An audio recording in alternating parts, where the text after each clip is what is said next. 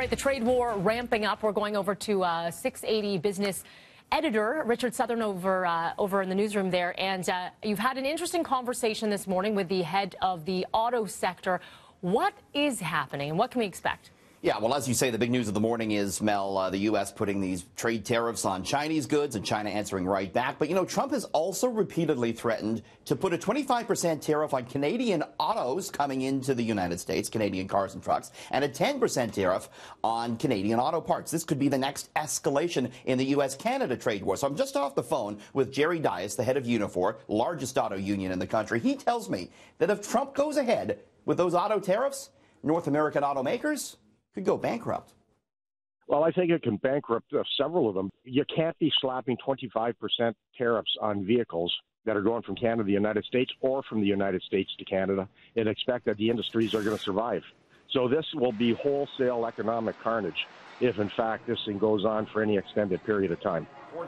A report from CIBC this week found the number of cars made in Canada would fall by 900,000 a year if Trump does, in fact, go ahead with those tariffs on the auto sector. So amid all this trade talk, we got U.S. stock futures moving lower this morning. Oil and gold prices are down, shaping up to be kind of a negative start to the trading day. Also got Canada and U.S. jobs numbers for June coming up later in this morning. We're looking for 10,000 jobs created on the Canadian side.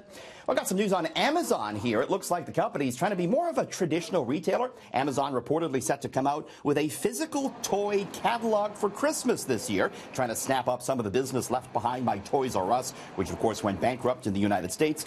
Paper catalogs have long been part of the holiday tradition in Canada and the U.S., going back to the Sears Roebuck catalog more than 100 years ago. Well, a tie worn by the late mayor of Toronto, Rob Ford, when he famously admitted to smoking crack cocaine, is up for sale on eBay this morning. The current listing has a buy it now price of $9,999. It comes in a framed plaque. There's a certificate of authenticity. The listing calls it, quote, the world's most famous necktie, period.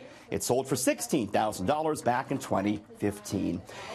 And finally, you know, people love getting their food delivered now. Uber Eats, very popular indeed. And now you can get ice cream delivered to your door. Baskin Robbins announcing this morning that it is signing on with Uber Eats.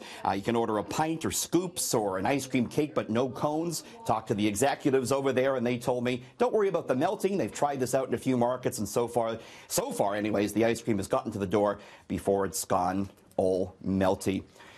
Roger, I got to ask you, people love to order their food in now, and we saw you just the other day on your boat. You got a boat. Have you ever ordered food in on your boat when you're in the marina? I've done a pickup where I've got a pizza for it. It's hard. Some of them will do it. I know pizza guys will deliver, as long as you're in a reasonable spot. They won't swim out to you, though, if that's what you're asking, Richard. But it is pretty cool, though, to get a pizza delivered. You know you've made it, Roger, when you're getting a pizza delivered to your boat. Uber Boats. I like it.